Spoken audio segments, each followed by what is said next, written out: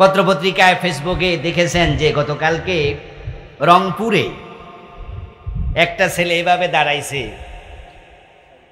আবু সাইদ, ওই ছেলেটার বুকে গুলি মাইরা দিছে। যে মারছে তার ছবি আসছে, উনার মুখের মাঝে কি আছে?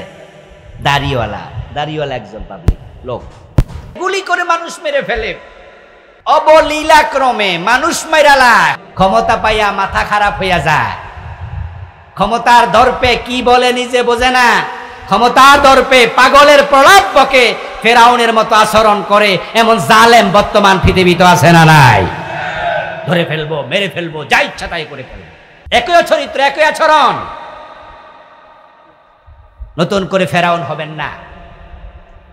ইন্নাহু লা ইউফলিহুজ জালিমুন। কোরআনে আল্লাহ বলেছে জালেমরা বিজয়ী হয় না। আমরা দেখেছি যে ফেরাউন 400 বছর ক্ষমতায় ছিল, ওই ফেরাউন নবী মূসাকে হত্যা করার জন্য সে রাস্তায় ঢুকে গেল। বলুন তো রাস্তা কি পার হয়েছে না ডুবে মরেছে? আওয়াজ দিয়ে বলুন তো সে আল্লাহ এখনো আছে না নাই? ফেরাউন একা ডুবেছে না সৈন্য সহ? ফেরাউন যখন মূসা নবীকে ধরতে গেল সাগরের তীর পর্যন্ত, তখন কি ফেরাউন পদত্যাগ করছিল না ক্ষমতায় ছিল? ফেরাউন যখন সেখানে পৌঁছলো নবী মূসাকে আক্রমণ করার জন্য, ফেরাউন তখন ঘুমন্ত ছিল না সজাগ ছিল? আল্লাহ ফেরাউনকে সজাগ রেখে ডুবালেন, ক্ষমতায় রেখে ডুবালেন, সৈন্য সহ ডুবালেন। কথা কি বোঝেন? ফেরাউনকে আল্লাহ একা ডুবাইতে পারতেন না কেন? সৈন্য সহ। ফেরাউনকে বাড়িতে ঘুমন্ত অবস্থায় গজব দিতে পারতেন, ঘুমন্ত নয় সজাগ অবস্থায়। ফেরাউনের জায়গায় অন্য কাউকে নেতৃত্বে আল্লাহ বসাইতে পারতেন। তিনি যাকে চান ক্ষমতা দেন, তিনি যাকে চান ক্ষমতা থেকে সরাইয়া দেন, কিন্তু তাকে আল্লাহ ক্ষমতা থেকে সরানো নাই। ক্ষমতায় রেখে, সজাগ রেখে, সৈন্য সহ সমুদ্রে ডুবাইয়া মাইরা আল্লাহ বুঝাতে চায়, আল্লাহ যদি কাউকে ধরতে চায় সৈন্য তাকে বাঁচাইতে পারে না।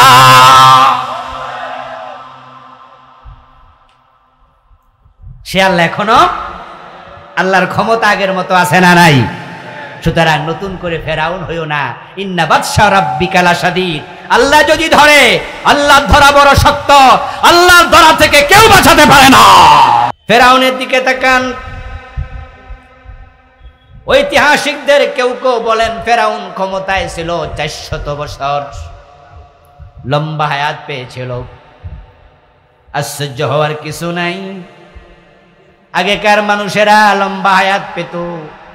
আদম আলাইহিস সালাম পৃথিবীতে হায়াত পেয়েছিলেন 1000 বছর। নূহ আলাইহিস সালাম মানুষকে কোরআনের দাওয়াত দিয়েছেন 950 বছর। আদম হায়াত পেয়েছে 1000 বছর, নূহ আলাইহিস সালাম দাওয়াত দিলেন 950 বছর। এটাই প্রমাণ করে লম্বা হায়াতওয়ালা মানুষ পৃথিবীতে আগে ছিল। ফেরাউন 400 বছর লম্বা হায়াত পেয়ে দেশ শাসন করল। এতটা বড় মাপের জালেম হয়ে গেল, এক পর্যায়ে নিজের শাসন টিকিয়ে রাখার জন্য বনি ইসরাইলের লোকদের ছেলে সন্তান জন্ম নিলে ফেরাউন আদেশ করেছে, সন্তান জন্মের সাথে সাথে মা বাবার সামনে তাকে জবাই করে দিতে হবে। ছেলে হলে জবাই করো, মেয়ে হলে ছেড়ে দাও। মূসা নবীর জন্ম হলো, ঠেকাতে পারেনি। এক পর্যায়ে মূসা আলাইহিস সালামকে এতটাই জুলুম করলো, উনি মিশরে থাকার পরিবেশ নাই, তাই উনি উনার আত্মীয় স্বজন বনি ইসরাইলের লোকদেরকে নিয়ে মিশর থেকে হিজরত করে ফিলিস্তিনে রওনা দিল। ফেরাউন খবর শুইনা সৈন্যদল লইয়া পিছন দিয়া দৌড়াতে শুরু করলো। এক পর্যায়ে বাহারে আহমার পর্যন্ত পৌঁছলো, লোহিত সাগর। লোহিত সাগরে পৌঁছার পরে সকাল হয়ে গেল। মূলত রওনা দিছিল রাতের বেলায়। আল্লাহ তাআলা কোরআন মাজিদে বলছে, ওয়াসরি বিইবাদি, ও মূসা আমার বান্দাদেরকে নিয়ে তুমি রাতের বেলায় পালিয়ে যাও, হিজরত করো, সফর করো। মূসা আলাইহিস সালাম রাতে রওনা দিলেন। সকালবেলা ঘুম থেকে ওঠে ফেরাউন এবং তার গোয়েন্দা বিভাগ এলাকার লোকেরা দেখলো যারা বনি ইসরাইল তাদের ঘর বাড়ি ফাঁকা, কোনো মানুষ নাই। ফেরাউনকে যখন মেসেজটা দিল, ফেরাউন তখন তার সৈন্যদেরকে বলল, বুঝেছি মূসা পালিয়ে যাচ্ছে, পালাতে দেব না, চলো বনি ইসরাইলের লোকদেরকে মূসা সহ ধরে এনে শুলে চড়াবো, শুলে এক একটাকে শুলে চড়াবো, একটাকেও ছাড়বো না, চলো। দৌড় মারল, মরুভূমির পথ ধরে যাচ্ছে, ধুলিবালি উৎক্ষিপ্ত হচ্ছে ঘোড়ার খুরাগাতে। বাহারে আহমারের তীরে পৌঁছে গেল, মূসা আলাইহিস সালামের লোকেরা পৌঁছলো, সকাল হয়ে গেল, পিছনে ফিরে তাকায়া দেখে আকাশ পর্যন্ত ধুলিবালি উৎক্ষিপ্ত। ক্বালু ইন্না লামুদরাকুন। কোরআনে আল্লাহ বলেন মূসাকে, তখন বনি ইসরাইলের লোকেরা বলল, মূসা তোমার সাথে পালায়া কোনো লাভ হলো না, সামনে সাগরের অথই জলরাশি, সমুদ্রের পানি, ঢেউ, বড় বড় ঢেউ, এখন কোনো নৌকা নাই, লঞ্চ নাই, স্টিমার নাই, ডিঙ্গি নৌকাও নাই। যদি আমরা সাগরে ঝাঁপ দেই সাঁতার কেটে, ওই পারে যেতে পারবো না, কারণ সাগর সাঁতার কেটে পার হওয়া যায় না। দাঁড়াইয়া থাকলে ফেরাউন এসে ধরে নিয়ে হত্যা করবে, আর সাগরে ঝাঁপ দিলে ডুবে মরব। লাভটা হলো কি, ইন্না লামুদরাকুন, আমরা তো ধরা খাইয়াই গেলাম বুঝি। তারা ভয় পেয়ে গেল। মূসা নবী নির্বিকার, নিশ্চিন্ত, টেনশনহীন। কারণটা কি আমি আপনাদেরকে জিজ্ঞাসা করলে আপনারাই জবাব দিতে পারবেন ইনশাআল্লাহ, যারা একটু মনোযোগী শ্রোতা আছেন। বলুন তো, মূসা নবী নিজ সিদ্ধান্তে হিজরত করেছেন নাকি আল্লাহ বলেছেন? তো আল্লাহ যদি বলে হিজরত করো, তাহলে আল্লাহ কি তার নবীকে বিপদে ফেলতে পারে? মূসা নবী নির্বিকার, নিশ্চিন্ত। ফেরাউনের সৈন্য ঘোড়া দাবড়ায় আসছে, ঘোড়ার খুরাগাত উৎক্ষিপ্ত বালিকণা আকাশের দিকে উঠছে। মূসা নবীও দেখতে পাচ্ছে শত শত হাজার হাজার সৈন্য। আবার সামনে তাকায়া দেখছে সাগরের অথই জলরাশি, লোহিত সাগরের পানি। কোন সাগর? কথা বলতে হবে ভাইরা, কোন সাগর? মূসা নবী পার হবেন নীলনদ না লোহিত সাগর? নীলনদ না লোহিত সাগর? ফেরাউন ডুবে মরছে কোথায়, লোহিত সাগরে না নীল নদে? মাশাআল্লাহ। কিন্তু বাংলাদেশের বিভিন্ন বই পুস্তকে কি লেখা থাকে? নীল নদ লেখা থাকে। এটা কেমনে যে ভুল মেসেজ আল্লাহই জানে।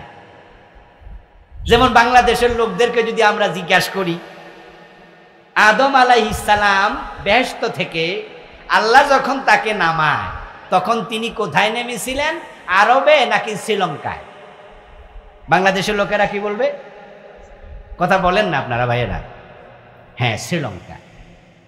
বলে শ্রীলঙ্কায় যে পাহাড়ে নেমেছিল তার নাম সিংহলের অ্যাডামস পিক। ওখানে আদম নেমেছে, মা হাওয়া নেমেছিল জেদ্দাতে। দুইজন কানতে কানতে আরবের দিকে যাইয়া 350 বছর পর মিলিত হয়েছে যে জায়গায়, তার নাম আরাফা। এটা হলো বাংলাদেশের হুজুরদের ওয়াজ এবং বাংলাদেশের ইতিহাসের লিখা।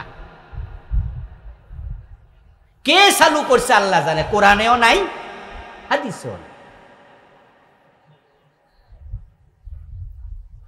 যেই পাহাড়ে আদম নামলো, ওই শ্রীলঙ্কার মুসলমানরা জানেই না এটা শ্রীলঙ্কাতে নামছে। আজ থেকে 5-7 বছর আগে আমি গিয়েছিলাম, ওই পাহাড়ে আমি উঠেছি, সময় লেগেছিল 4 ঘন্টা 10 মিনিট। মেঘমালার উপর ওই পাহাড়ের চূড়া, যেখানে একটা পা নাকি আদম নবীর আছে। আপনারা যারা হজ করতে গিয়েছেন তারা সফর করতে, জিয়ারা করতে বাইরে হয়, আরাফার মাঠ দেখতে যায়, জাবালে নূর দেখতে যায়, জাবালে সুর দেখতে যায়। কোরআন নাজিল হলো যে পাহাড়, ওটার নাম হচ্ছে জাবালে নূর। যে গুহায় নাজিল হয়েছে ওই গুহার নাম গারে হেরা। গারে হেরা, ওই গারে হেরাতে আমি উঠেছি 2005-এ। সময় লেগেছিল 43 মিনিট। 1 ঘন্টা থেকে 17 মিনিট কম নাকি? 60 মিনিট 1 ঘন্টা হলে 43 মিনিট, মানে আরো কত? 17। আর আদম যে পাহাড়ে নেমেছে বলা হয়, ওই ডাউন স্পিক উঠছে, ওখানে লাগছে 4 ঘন্টা 10 মিনিট। কত উঁচু? 6500 ফিট উঁচু প্রায়। আর এটা হলো 1100 ফিটের মতো উঁচু গারে হেরা। ওখানে উঠার পরে আমি দেখলাম সেখানে আদমের কোনো ঠ্যাং নাই। নিয়েছিলাম শ্রীলঙ্কার রাজধানী থেকে একজন মুসলিম ড্রাইভারকে। শ্রীলঙ্কার রাজধানী থেকে প্রায় 250 কিলোমিটার দূরে হচ্ছে সে ডাউন স্পিক। জিজ্ঞাসা করলাম, ভাই আদম যেখানে নেমেছে সেখানে যাবেন? উনি বলে, আদম নেমেছে এই দেশে, তোমরা শুনলা কেমনে? আমরা বললাম, বলেন কি? উনি আমরা তো শুনিয়ে নাই, উনারা জানে না, আমরা জানছি। আর সেখানে গিয়ে পৌঁছে দেখি সেটা হচ্ছে বৌদ্ধদের একটা মন্দির। সেখানে আদমের কোনো পাই নাই। জিজ্ঞাসা করলাম, বলল গৌতম বুদ্ধের পা আছে একটা। কোথায় আছে? 10 ফিট গভীরে, উপরে দেয়া আছে বিছনা চাদরের মতো বড়। পুলিশকে জিজ্ঞাসা করলাম, তুমি কোনোদিন কি দেখেছ?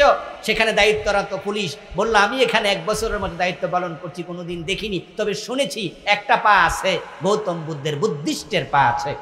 বললাম, গৌতম বুদ্ধ কি ল্যাংড়া ছিল? পা হইল তো কয়টা হবে? একটা কেন, বাকিটা কই জানি না। আমার প্রিয় ভাইয়েরা, পায়ের ছাপ আর কি? পা মানি পায়ের দাগ, ঠ্যাং তো আর সেখানে নাই। বাংলাদেশে আমরা শুনেছি নীল নদে ডুবেছে ফেরাউন, অথচ নীল নদ দেখার জন্য আমি মিশরে গিয়েছিলাম। শুনে ওয়াজ করার চেয়ে দেখা করলে একটু বেশি ফজিলত হয় না? 4-5 বছর আগে গিয়েছিলাম মিশরে। আমি দেখেছি কায়রো শহরের মাঝখান দিয়ে নীল নদ প্রবাহিত, ছোট্ট একটা নদী। এপার থেকে ওই পারের আমি ছবি তুলেছি মোবাইল দিয়ে, এপার থেকে ও পারের ছবি তুলেছি। আমার কাছে মনে হলো শোয়েব আক্তার যদি বল করে, সবচেয়ে ফাস্ট বোলার পাকিস্তানের শোয়েব আক্তার যদি বল মারে, আমার মনে হয় ওই পারে চলেও যেতে পারে। এই হলো নীল নদের পরিসীমা। আচ্ছা বলুন তো, এখানে কি রাস্তা বানান লাগে সাগরে? আর যদি সাঁতার যারা ভালো জানে তারা কি সাঁতার কাটতে পারবে? তো ফেরাউন ডুবে মরবে কেমনে? আমি মিশরের 2-1 ভাইকে জিজ্ঞাসা করলাম, মজা করলাম, জামিয়া আল আজহারের ছাত্র, যে আমরা তো বাংলাদেশে শুনেছি এই নীল নদে ফেরাউন ডুবে মরছে। একজন মজা করে বলল, আপনি চাইলেও তো ডুবতে পারবেন না, কারণ এটা তো ছোট, আপনি তো সাঁতার কাটতে এমনি বেঁচে যাবেন।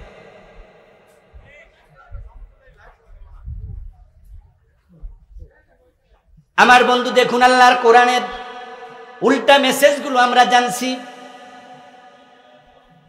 হযরত মূসা আলাইহিস সালাম নির্বিকার সাগর পর্যন্ত পৌঁছলেন। সাগর এবং নদী এক জিনিস না, ভিন্ন জিনিস? কথা কয় না কেন আমার ভাইয়েরা? সাগর আর নদী কি এক না ভিন্ন? বাংলাদেশে কি সাগর আছে? আছে না, নেই। যেটা কক্সবাজার, এটা তো উপসাগর, বঙ্গোপসাগর উপসাগর, দুইটা মিল্লা কি হয়েছে? উপসাগর, এটা সাগর নয়। সাগরের চেয়ে আরো বড় হইলে উপসাগরের চেয়ে বড় সাগর, সাগরের চেয়ে বড় হইলে কি বলে? মহাসাগর।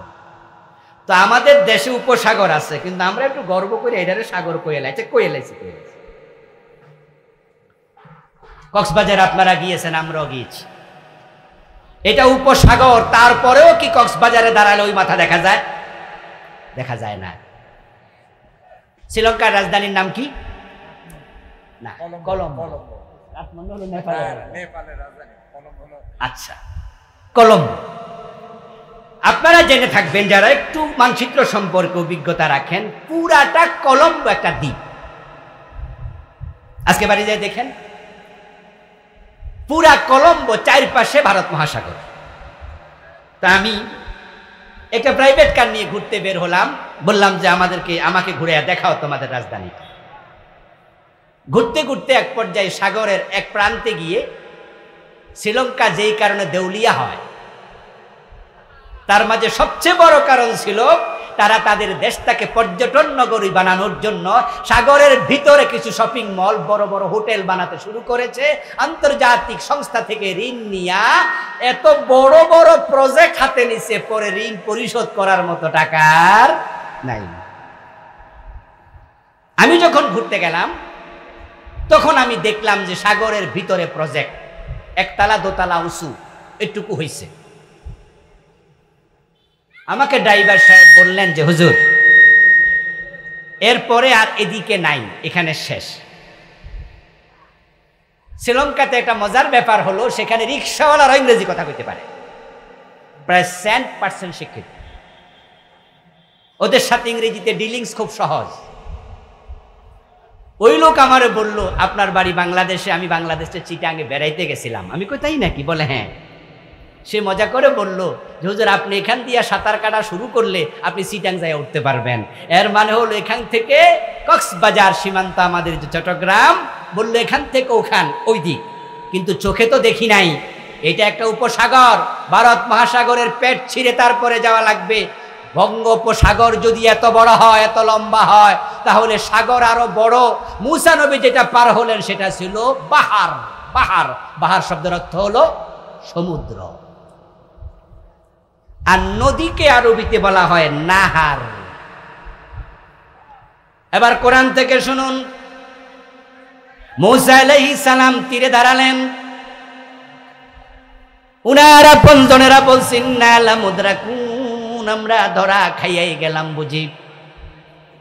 মুসা আলাইহিস সালাম কি জবাব দিলেন? কাল্লাম ইন্না মাইয়া রাব্বি সায়াহদিন। অসম্ভব, অসম্ভব, আমি ধরা খাওয়ার কোনো সম্ভাবনা নাই, কারণ আমার সাথে আছে কে? ইন্না মাইয়া রাব্বি, আমার রব আমার সাথে আছে। সায়াহদিন, অবশ্যই তিনি আমাকে একটা পথ বাতলাইয়া দেবেন। বিজয় কাকে বলে? বিজয়, দিনের বিজয়। দেখুন এখানে এই মুহররম মাসের 10 তারিখের ঘটনা সেটা। মুসা আলাইহিস সালাম যখন বলেন আমার আল্লাহ আমার সাথে আছে, সহিহ বুখারীর একটি হাদিস শুনুন ফাঁকে দিয়ে। কালান নবী সাল্লাল্লাহু আলাইহি ওয়াসাল্লাম ক্বালা আল্লাহু তাআলা, আল্লাহ তাআলা বলেন হাদিসে কুদসি, আমার বান্দা যা ধারণা করে, আমার বান্দার ধারণার আলোকে আমি আমার বান্দার কাছে প্রকাশিত হই। আনা ইনদা জন্নি আবদি বি, হাদিসে কুদসি, যেটার বাংলা অর্থ আমি বলে ফেললাম আগে। আমার বান্দা আমাকে যেমন মনে করে আমি তার কাছে তেমন। মুসা নবী বলল আমার সাথে আমার আল্লাহ আছে। মানুষ যা বলে, মানুষ যা করে, মানুষ যা চিন্তা করে, সবকিছু সবচেয়ে বেশি দেখেন, সবচেয়ে বেশি শোনেন, সবচেয়ে বেশি জানেন কে? এক আওয়াজ দিয়ে বলেন, কে জানে, কে শোনে, কে বোঝে? তো বান্দা যা মনে করে আমি তার কাছে তাই। আর সে আজিমের উপর থেকে আল্লাহ তাআলা দেখলেন, জানলেন, শুনলেন। আমার মুসা বলছে অসম্ভব, ফেরাউন আমাকে ধরতে পারবে না, শুলে চড়াইতে পারবে না, বিপদে ফেলতে পারবে না। জালেমের বিজয় হয় না, মাজলুমের বিজয় হয়, হতে পারে না। আমার সাথে আছে কে? আমার আল্লাহ। কোরআনে আল্লাহ বলেন ওয়াদরিব বিআনিদিরিব বিআসাকাল বাহার। যখন হযরত মুসা আলাইহিস সালাম বললেন আমার আল্লাহ আমার সাথে আছে, কোরআন মাজিদ আল্লাহ তাআলা বলছে আমি মুসার কাছে ওহী পাঠালাম। পাওহাইনা ইলা মুসা আনিদ্রিব বিআসাকাল বাহার, সূরা শুআরা আয়াত নাম্বার 65। আমি ওহী পাঠালাম মুসা, তুমি যেহেতু আমার উপর ভরসা করেছ, যারা আমার উপর ভরসা করে আমি আল্লাহ তার জন্য যথেষ্ট, তোমার হাতের লাঠি দিয়া তুমি সাগরে একটা আঘাত করো। কোথায় আঘাত করো? সাগরে, বাহার। আনিদ্রিব বিআসাকাল বাহার। আর আমরা বানাইলাম নীল নদ, আল্লাহ কয় সাগর। মুসা আলাইহিস সালাম দেরি করলেন না, সাগরের মাঝে আঘাত করলেন। ফানফালাকা ফাকানা কুল্লু ফিরকিন কাতাউদিল আযীম। আঘাত করার সাথে সাথে পানি থেমে গেল, পানি ওয়াল হয়ে গেল, মাঝখানে 12টা রাস্তা তৈরি হয়ে গেল। ইস ফারাকনা বিকুমুল বাহার, সূরা বাকারার 50 নম্বর আয়াত। ওয়া ইস ফারাকনা বিকুমুল বাহার, আমি আল্লাহ সাগরের মাঝে নিজে রাস্তা বানাইয়া দিছি। সুবহানাল্লাহ পড়েন। রাস্তাটা কোথায় বানাইছে? এখানে বললো বাহার, বলছে ওয়াজাওয়াজনা বিবানি ইসরাঈল আল বাহর, আমি বনি ইসরাইলকে মুসায় কানা, আমি বনি ইসরাইলের সব মানুষগুলাকে সাগরে রাস্তা বানায়া পার করে দিয়েছি। সুবহানাল্লাহ। এখানেও বলল বাহার। আল্লাহ বারবার বলে বাহার, সাগর, আমরা বলতেছি এটা নদী। মুসা আলাইহিস সালাম উনার বংশের লোকদেরকে নিয়ে পার হয়ে ও পাশে চলে গেলেন। ওই পার যে জায়গা, ওটার নাম মাকামে তিহি প্রান্তর। যেই জায়গায় ফেরাউনের লাশ পাওয়া গেল, ওই রাস্তা ধরে মুসা নবী পার হলেন। ফেরাউন নদীর তীরে, সাগরের তীরে যাওয়ার পরে ফেরাউন দেখতে পেল 12টা রাস্তা। লোকজন জিজ্ঞাসা করলো ফেরাউনকে, সাগরের মাঝে রাস্তা, এটা তো জীবনে কোনোদিন দেখি নাই। ফেরাউন জবাব দেয়, আমি এটা বানায়া রাখছি। আমার বন্ধু ঢুকে গেল আল্লাহর বানানো রাস্তা দিয়া, আল্লাহর নবী মুসাকে ধরে এনে শুলে চড়ানোর জন্য ঢুকে গেল। যখন সাগরের মাঝখান পর্যন্ত পৌঁছে গেল, আল্লাহ পাক রব্বুল আলামিন সাগরের পানিকে বললেন, ও পানি, আগের চরিত্রে আবার ফিরে যাও। হাত্তা ইযা আদরাকাহুল গরক ক্বালা আমানতু আন্নাহু লা ইলাহা ইল্লাল্লাযী আমানাত বিহি বানু ইসরাঈল।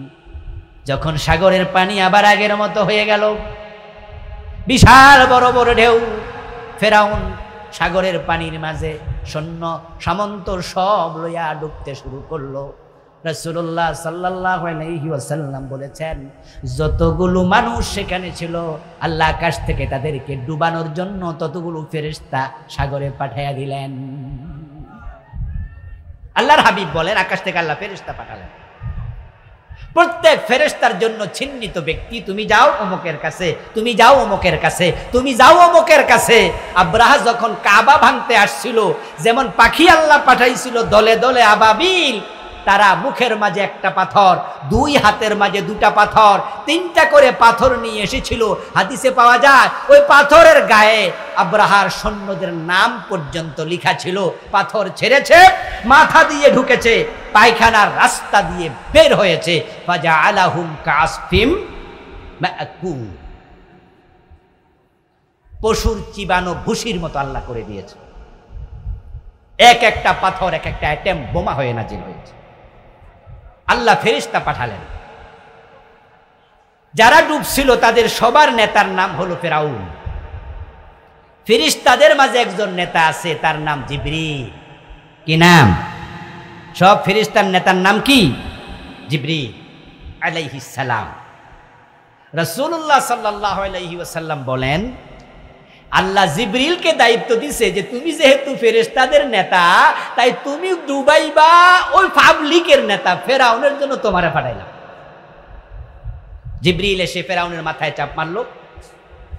ফেরাউন পানি খায়, কিছুক্ষণ পরে ছেড়ে দেয়, আবার চাপ মারে, আবার ছেড়ে দেয়। এক পর্যায়ে ফেরাউন বলছে, আমানতু, আমি ঈমান আনলাম। চাপ খায়া বুঝছে লক্ষণ বেশি ভালো না।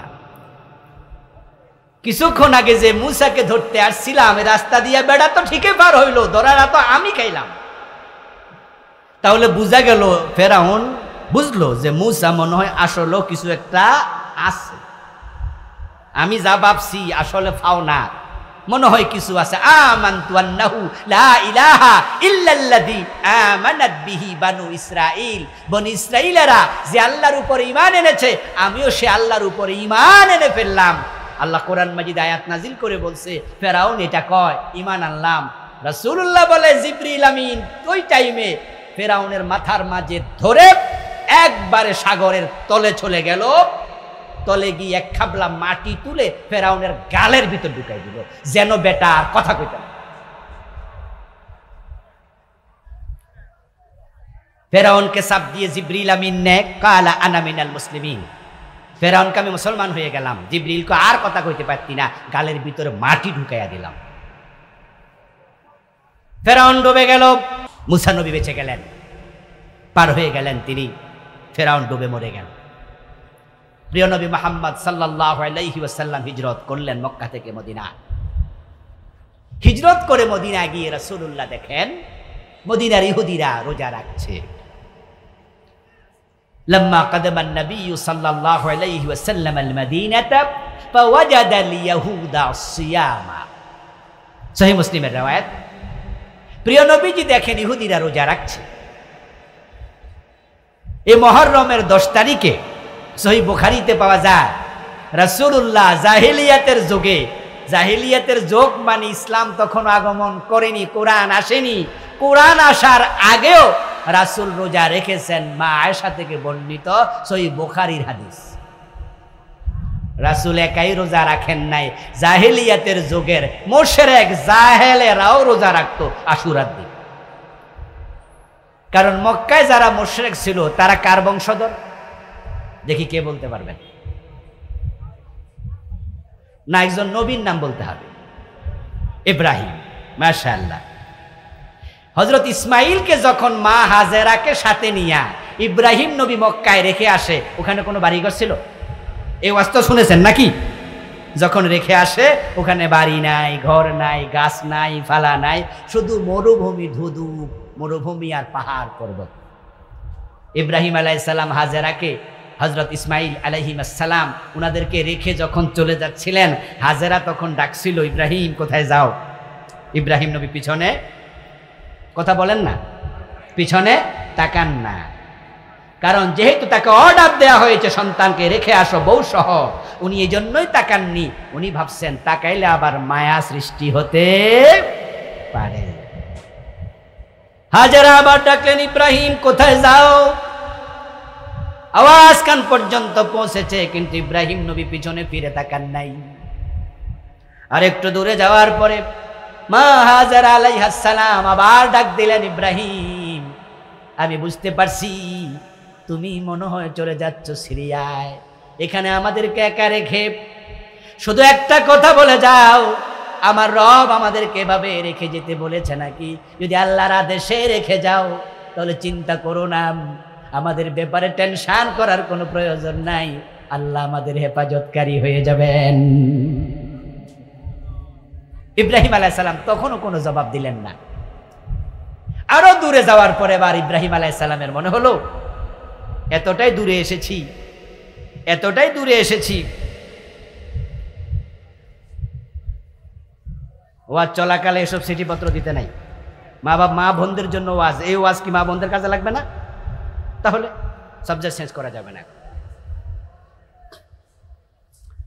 আলোচনার বিষয়বস্তু বক্তাকে আগে বলা লাগে, মাহফিল চলাকালে বলা যায়? সিডি পাঠাইছে, মা বোনদের ওয়াজ করুন, কথা হলো।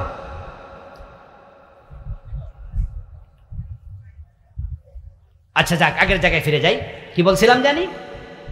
ইব্রাহিম আলাইহিস সালাম বুঝলেন যে এমন জায়গা পর্যন্ত এসেছি, এখন আর পিছনে তাকাইলে তারা চোখে পড়ার সম্ভাবনা নাই। এবার ইব্রাহিম আলাইহিস সালাম তাকালেন কাবার দিকে, এদিকে ফিরলেন। ফিরে এবার তিনি তখন কি বললেন সেটা আল্লাহ কোরআনে নাজিল করেছে। কথা বলেন না কেন? কম না বেশি? কোন কারণে বেশি জানেন? আমরা কি মুসা নবীর উম্মত? আমাদের সাথে তাদের সম্পর্ক বেশি হওয়ার কারণ হচ্ছে ঈমান। যারা মুসা নবীর উম্মত নিজেদেরকে, এই আবার ওইটা ফ্যান ওইদিকে ফিরলো কেন? এই ভাই ফ্যান ওইদিকে ফিরলো কেন? আপনার আমার দিকে ফেরান, একটু ফেরানের দিকে। এবার ঠিক আছে, ধরেন না এটা, হ্যাঁ প্লিজ সরেন। এর কারণ হচ্ছে যারা ইহুদি তারা ওজাইর নামে আল্লাহর একজন নবী আছে, তাকে আল্লাহর ছেলে বলে। কোরআনে আছে ওয়াকালাতিল ইয়াহুদু উযাইর ইবনুল্লাহ, ইহুদিরা বলে ওজাইর আল্লাহর ছেলে। আচ্ছা আপনাদের কাছে আমি একটু জিজ্ঞাসা করি, আল্লাহর কোনো ছেলে আছে? যদি কেউ বলে ওজাইর আল্লাহর ছেলে, লোকটা মুমিন না মুশরিক? তাহলে হযরত মূসা আলাইহিস সালাম আল্লাহর নবী, তার সাথে মুশরিকদের সম্পর্ক জানা বেশি, মুমিনদের সম্পর্ক তার চেয়ে সমান হবে না বেশি হবে? এই জন্য প্রিয় নবী বলেন নাহানু হাক্কু ওয়া আউলা বিমূসা মিনকুম। এরপর রাসূল বলেন তাহলে পরবর্তী বছর আমিও রোজা রাখবো, এবং রোজার জন্য তিনি আদেশ দিলেন। এটাই হলো বিজয়ের পরে বিজয় উদযাপনের ইসলামী নীতি। মূসা আলাইহিস সালাম বিজয় হলেন, ফেরাউন পানিতে ডুবে মরে গেল। নবী মুহাম্মদ সাল্লাল্লাহু আলাইহি ওয়াসাল্লাম রোজা রাখলেন, সাহাবারা রোজা রাখলেন। মূসা নবীর বিজয়ের কারণে নবী মূসা রোজা রাখলেন, ইহুদিরা রোজা রাখলো। এটাই হলো ইসলামের নিয়ম। বিজয় দিবস পালন করার ইসলাম নিয়ম শিখাইছে রোজা রাখা। এখন বিজয় দিবস আমরাও পালন করি, আমরা রোজা রাখি, তাসবিহ পড়ি, কোরআন পড়ি, নাকি ঢোল তবলা বাজাই। সূরা নাসর, ইযা জা নাসরুল্লাহি ওয়াল ফাতহু ওয়া রাআইতান নাসা ইয়াদখুলুনা ফি দীনিল্লাহি আফওয়াজা। ও নবী, আল্লাহর পক্ষ থেকে যখন সাহায্য আসবে, বিজয় আসবে, মানুষ দলে দলে ইসলামে প্রবেশ করবে, আপনি তখন ফাসাব্বিহ বিহামদি রাব্বিকা ওয়াস্তাগফিরহু, আপনি বিজয় দিবস উদযাপন করবেন, আল্লাহর তাসবিহ পড়বেন, আল্লাহর প্রশংসা করবেন, বেশি বেশি আস্তাগফিরুল্লাহ পড়বেন।